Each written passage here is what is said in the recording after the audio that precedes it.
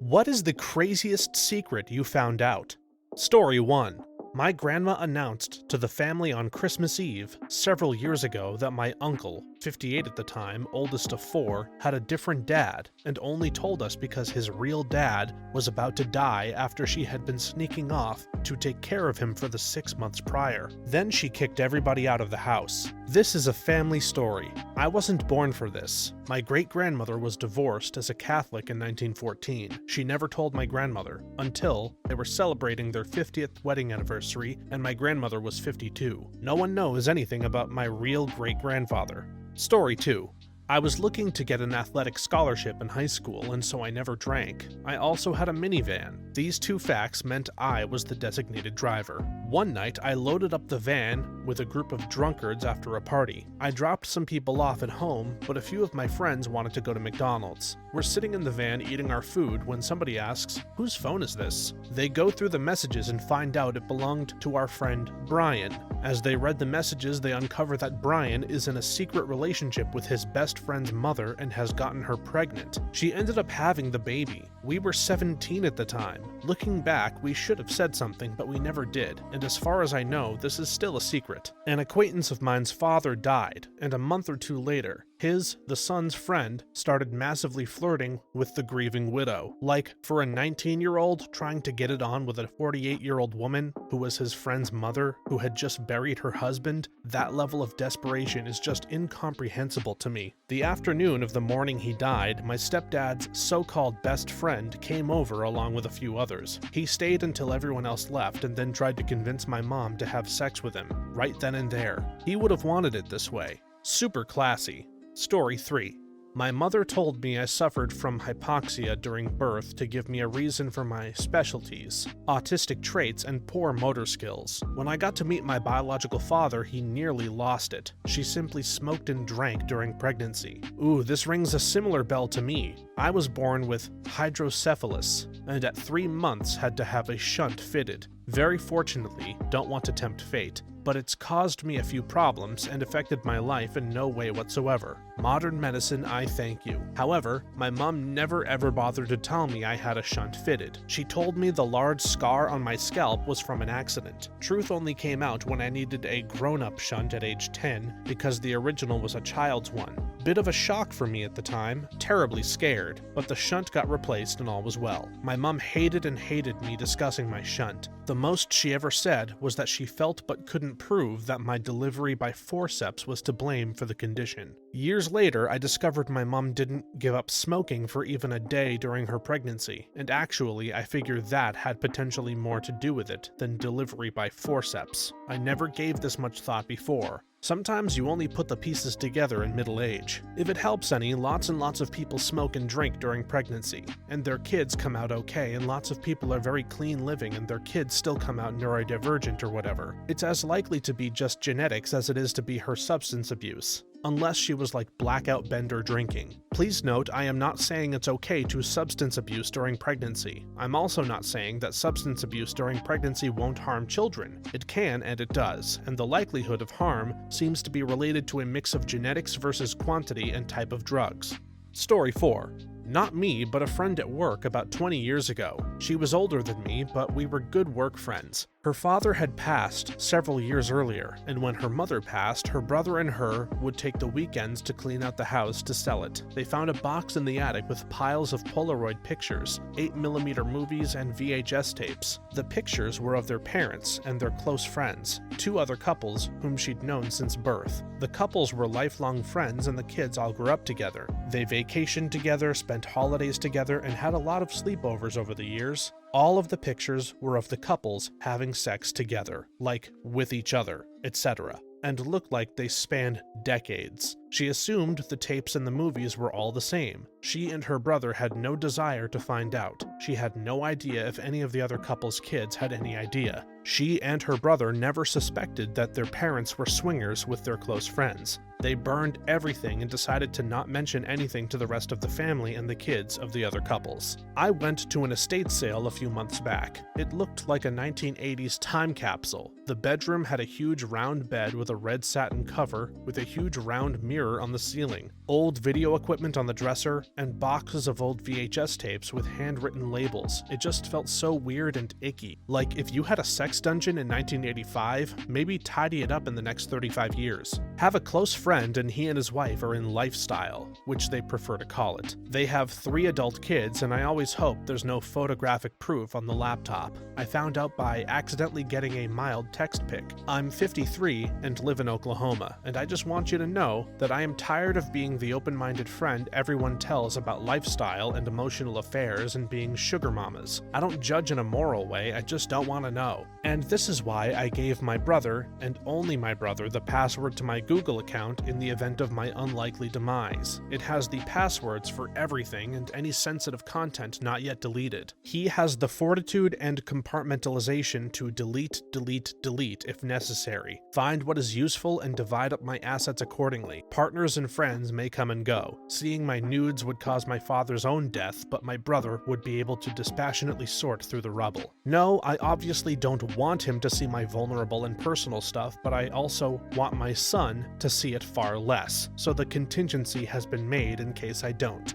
Story 5. The houses I grew up in all had different colored walls. The living room was blue, the kitchen was yellow, one of the bedrooms was green, etc. My mom had always hated white walls and still does to this day for some reason. About a year ago, my mother told me that the entry/hallway room was painted red because my dad once stabbed my mom in the lung with a screwdriver and she couldn't get the blood off. So while me and my sister weren't there, she got the walls painted in a hurry to cover up the blood. I lived in that house for 10 years growing up without knowing. I actually don't know what else there is to say. My parents never really got along all that well, and after my dad went to war 3 times in total, he had severe anger issues and began to drink. Probably PTSD, but he never got it diagnosed. They became a couple as teenagers, and after getting me at 20 and my little sister at 22, they got separated when I was 4 years old. Probably because of my dad's bad behavior. He apparently also cheated on my mom, according to my mom, and because they weren't good for each other in general.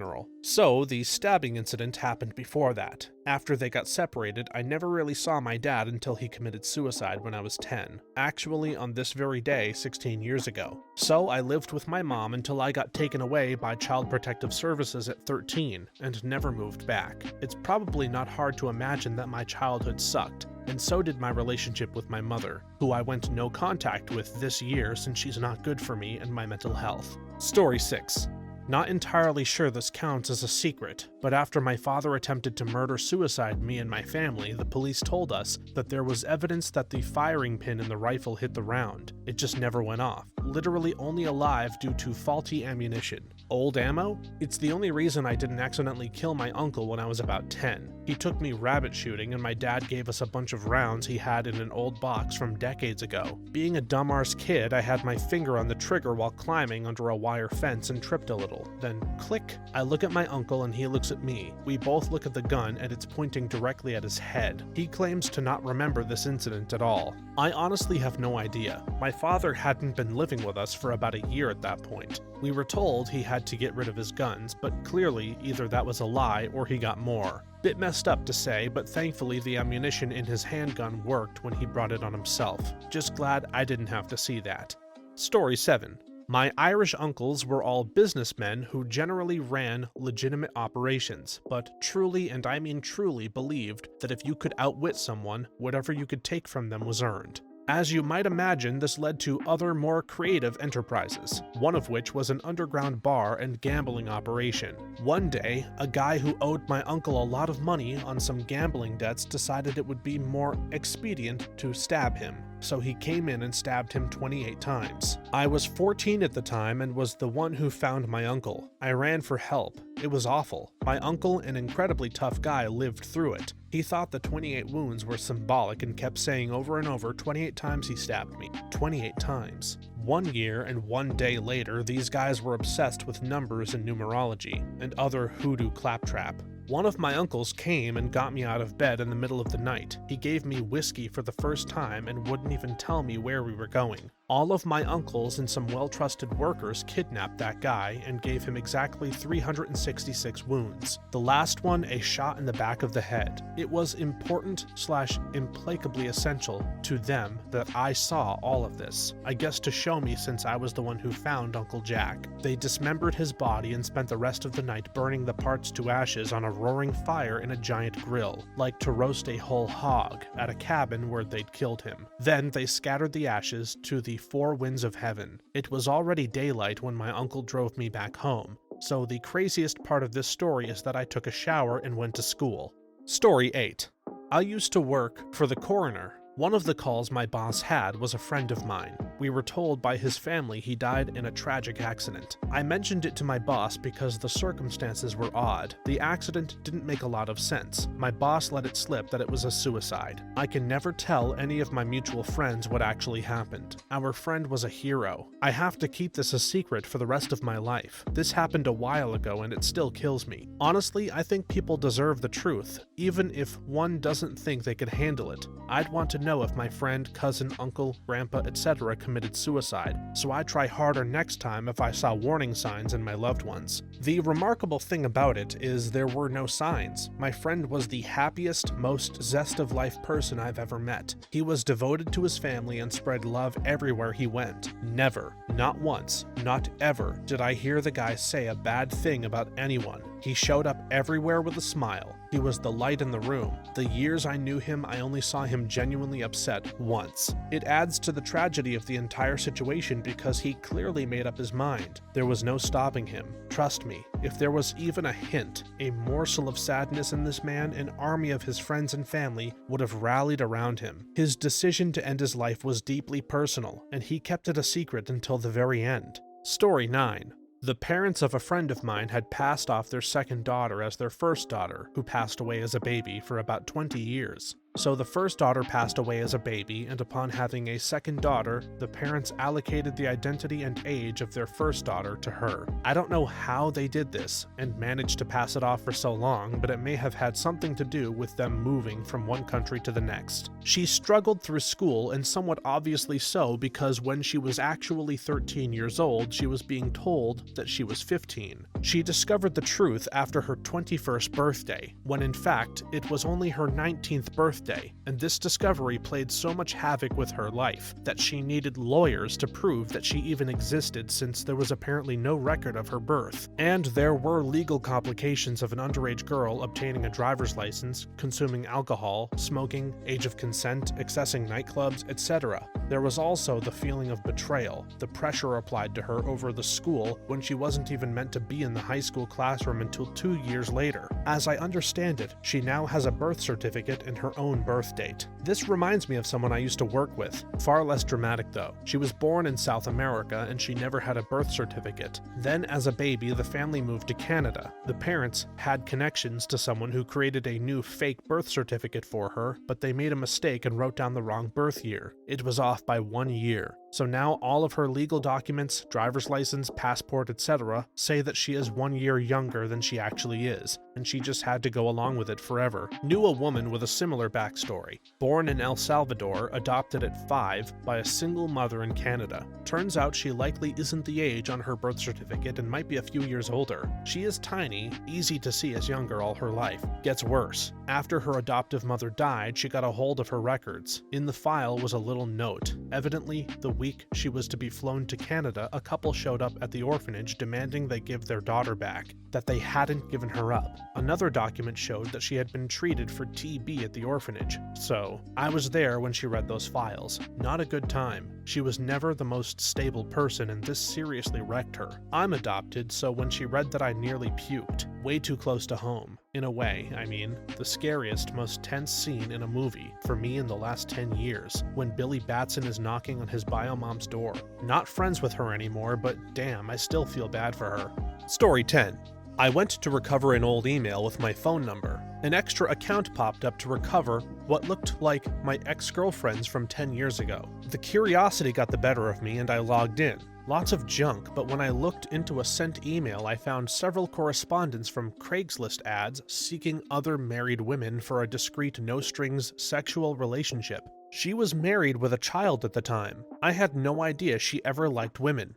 Of the thread, but years ago when most people didn't have a laptop, my friends would use mine to check their emails often. My girlfriend at the time asked if she could check hers, and she opened up the laptop, and right there on my personal laptop was a detailed conversation about an ongoing secret sexual affair between the writer and an older MILF. Lots of talk about breastfeeding, calling her mommy, etc. My girlfriend thought it was me and rightfully freaked out. After I was able to calm her down, I asked her to look at the from email. It was our friend Matt, who was this kind of macho alpha male type, but not the kind who would call himself an alpha male. Very straight, very athletic, and apparently very kinky. We never let on that we knew, but it certainly changed how we looked at him. Something similar happened to me back during the AIM and Yahoo Messenger days. I let my friend Mark use my computer one night while he was hanging out at my place. He was on it for quite a while, and I was bugging him to log off and get back to drinking with me. He did, except for the logging off part.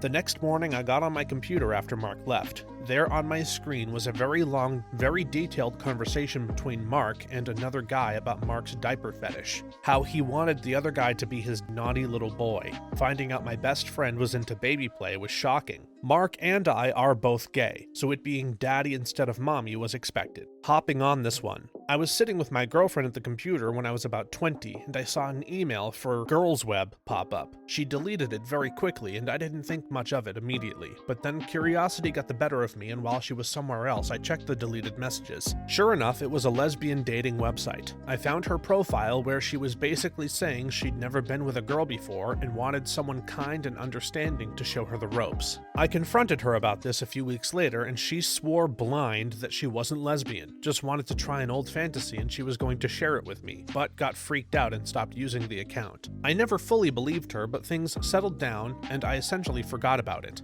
Now guess which sucker ended up marrying this girl regardless of the huge red flag. Guess which sucker is just now, over 10 years later, dealing with a dead bedroom and likely to separate in the near future. Guess which sucker passed up probably 4 or 5 opportunities to get with someone better during that time. Feel free to roast me. I deserve it.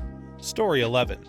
I remember my great-grandfather being one of the nicest men I knew when I was a child. When he passed away, I found a helmet hanging from a nail in his garage. It had a weird mark on it that I didn't understand at the time. Years later, the family explained to me that not only was my great-grandpa a Nazi, he had actually left Germany before the war and returned to fight, because he believed in the cause so much. He was apparently one of those Nazis that America gave a pass to in exchange for knowledge, something to do with power generation.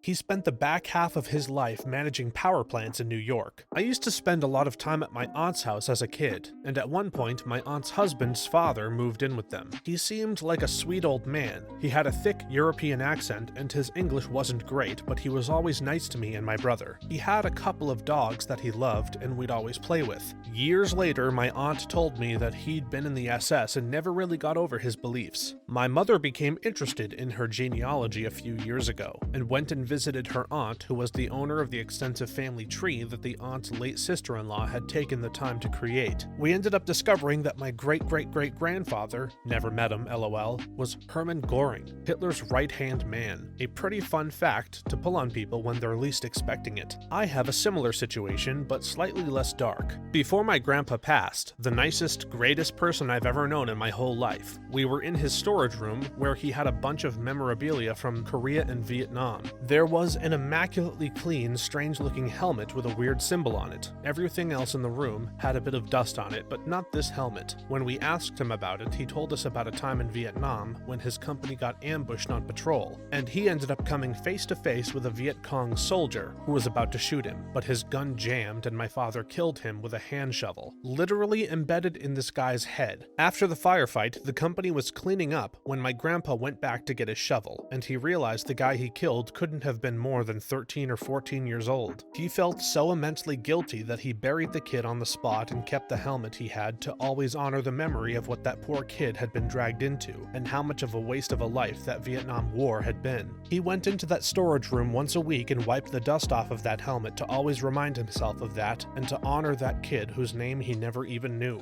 Story 12. When my mother fell ill and I took over her finances, I found thousands of pounds of gambling debt on her credit cards. Then I found adoption papers for a child she'd had before me that she'd never mentioned. Then another family member told me my dad didn't die in a car crash but committed suicide in person. My grandmother had a gambling addiction too. She ended up having to sell her nice big house and move to a retirement apartment. She still ended up in massive debt when she passed. I inherited a lot of her things, and turns out that a good amount of her decor came from casinos. That's when I really knew how bad she truly was. Honestly, your post made me do a double take because my grandfather died in a car accident. I'm pretty sure I would have heard about anything different by now. Most elderly people have a ton of gambling debt, honestly. Casinos are full of old people, and slots are money pits programmed to take your money. People don't even realize how much casinos rely on taking social security checks from old people. Just sit there and watch an old lady play slots. Blackjack and roulette aren't the big casino moneymakers. Slots account for over 80% of their income.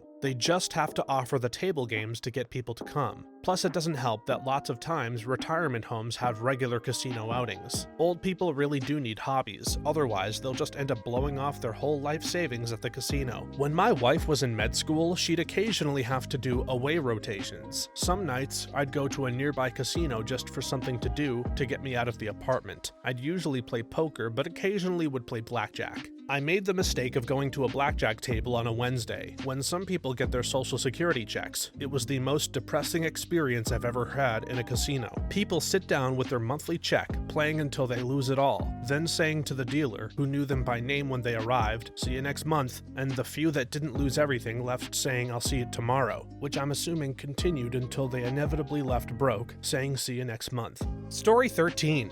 My grandma didn't drive. I thought she couldn't, but it was just never discussed. One day when I was maybe 7 or 8, I'd been trying to get anyone to drive me to the store for candy. We were visiting my aunt and uncle. Grandma lived with them. They had bit of honey at the local store, which I could no longer get at home, but no one would take me to the store. Finally, I said I'd just ask Grandma, and my cousin chimed in with, "Grandma can't drive." "Oh, you bet your sweet ass I can drive, they just don't let me." Grandma had overheard and she was in high dudgeon. But that's all that was said about it, and my aunt finally took me to the store, so I forgot about it. Years later, when I'd just gotten my license, I asked my mom what was up with Grandma not driving. She explained that during Prohibition, Grandma bootlegged alcohol for moonshiners. She was very successful at it. She was so successful at it that when the moonshiners were finally busted, even though the revenuers never caught my grandma, her license was suspended by the state to never be reissued. Later in life, she was told she could petition for it back, but it came with an admission of guilt or some such. She told him to go to hell. Like my great-grandparents. They owned the Irishman's Club in Nova Scotia during Prohibition. One day, my great-grandfather came to my great-grandmother all worried because he heard that there was going to be a raid on the club, so they had to go to church and pray that the alcohol wouldn't be found. A staunch Catholic, my great-grandmother, said,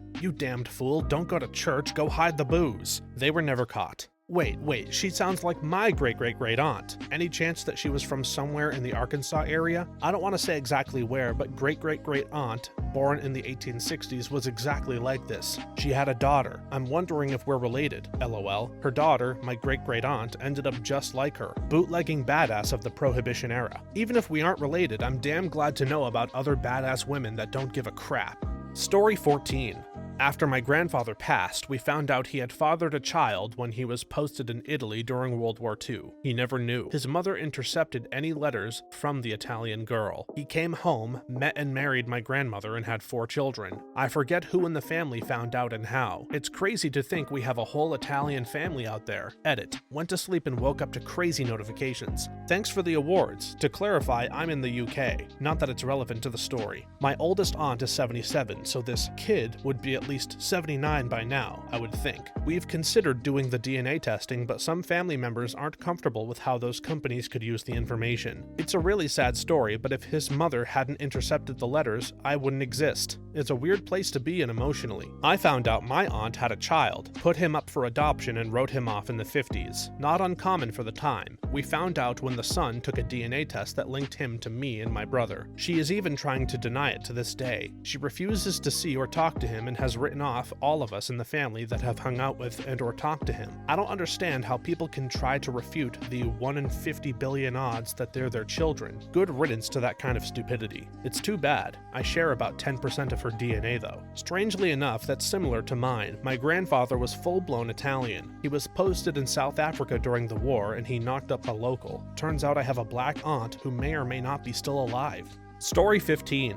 My aunt wasn't my grandfather's child. He met my granny when my aunt was a very sick infant. She had polio and wasn't expected to survive. My granddad married my granny so that she could get on his insurance and move to an area that had proper medical support. My aunt was the first infant to survive open heart surgery at Yale New Haven Hospital, and although she had to be in leg braces most of her childhood, she had a great, although not long enough life. My granddad loved her like she was his own, and I never knew until she went to her bio dad's funeral when I was a teenager. Years ago, I talked to a guy who had married his wife because she had cancer. He was in the military, and the only way for her to get treatment was for him to marry. They weren't even a romantic couple. Last I heard, she did survive the cancer, and they respectfully went their separate ways. My uncle wasn't my grandfather's either. The family only found out after he died. Similar dynamic, my grandfather never treated him any differently from the others. This sort of thing was passed down to my dad. Well, technically my stepdad. I always knew he wasn't my bio father, but in all the ways it mattered, he was my dad. He taught me how to be a man, loving, courageous, and dedicated to my family. When he was on his deathbed, a nurse said to him, "Mr. Cookie, your stepson is here to see you."